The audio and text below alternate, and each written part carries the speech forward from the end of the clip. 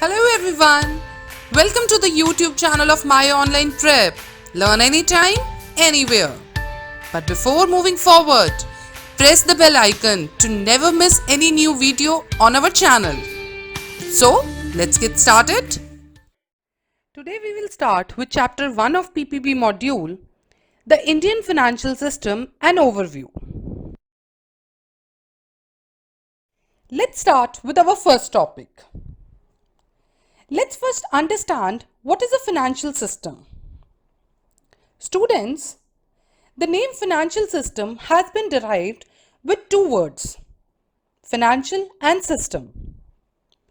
Financial system here means the system of finances being operated across our country. As we all know that money mobilization is one of the important constituent of the economy of any country. So is the case with India as well. The whole mobilization of the money is done through a proper system and a network which is collectively called as a financial system.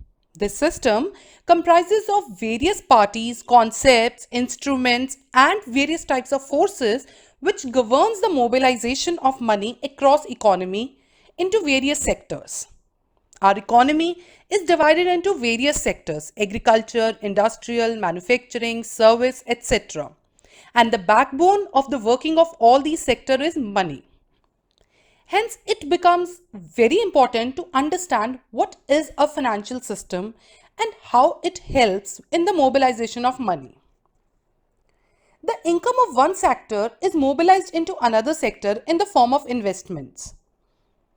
The sectors which are having surplus money mobilize their funds to the needy sectors for the purpose of investments.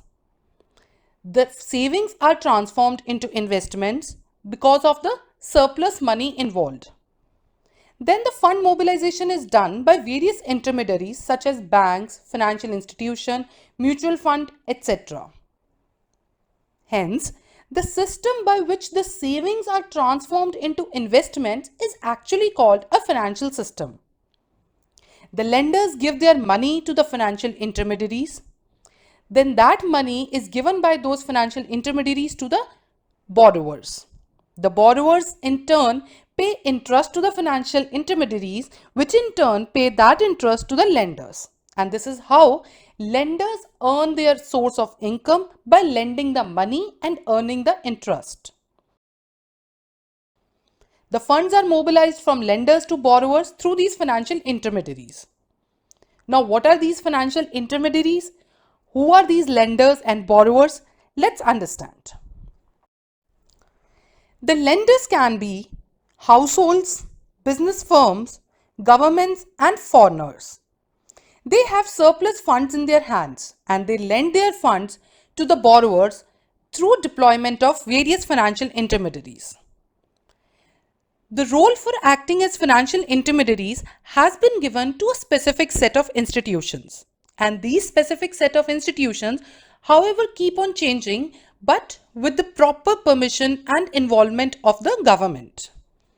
Banks, financial institutions, IRDA, Insurance Regulatory Development Authority, stock exchanges, and primary market are some of the examples of the parties who act as financial intermediaries in the financial system. The borrowers, on the other hand, are the people who have deficit of money. They borrow it from the financial intermediary, that is through the lenders. So this is how the mobilization of funds, the savings to investment, and the role of various parties is done in this financial system.